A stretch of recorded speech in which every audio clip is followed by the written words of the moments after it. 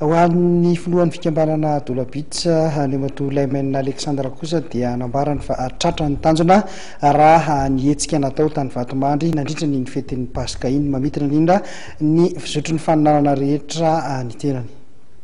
Ny andiany faefatra aloha raha fehezina indray mbava amin'ny festival Dolabitsa 4e édition ty dia afapo tanteraka izahay organisateur izany hoe indro kely fotsiny dia ny fivadian'ny toetrandro izany hoe tena nandrivotra sady nanorana be mihitsy androany maraina dia izany hoe misy fivadiana ny programme zany hoe nihemotra latsinainy ny baka tolakandro zany ny final ny beach soccer dia ny morainy moa zany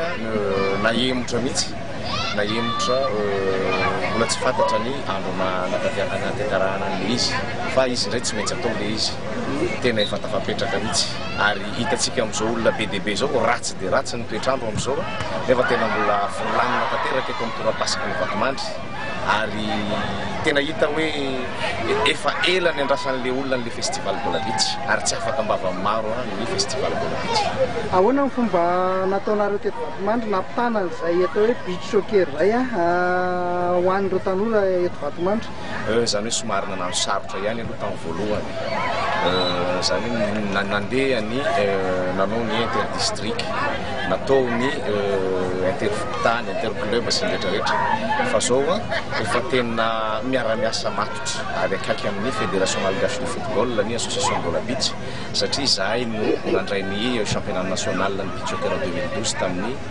novembre mois de novembre lasa teo iny dia amin'izao zany zay manaraka toromarika ny fédération zany hoe manaparitaka ny beach soccer eran'ny tanàna na eny an-dalam-pasika azy fa ahitana beach soccer ny ety Vatomandry satria zao dia miainga amin'ny fokontany le izy miainga avy ety amin'ny fokontany zany fananina natao mihitsy hoe match interfokontany be dia be ny club andray anjara nefa natao hoe purement interfokontany le izy satria be dia be ny mpanatalenta izay miafina tsy hita mihitsy ka izao zany ny fomba anankiray ahafahan'ny association Dolabitsa mitily anireo mpanatalenta maro isan-karazany eny amin'ny fokontany. Efa manana atao hoe ekipa tokana matanjaka be zany Vatomandry amin'ny beach soccer? Efa manana ekipa Skoza Beach zany hoe ekipan'ny Dolabitsa sy ny district ny Vatomandry izy io efa vice champion de Madagascar tamin'ny 2012 teo.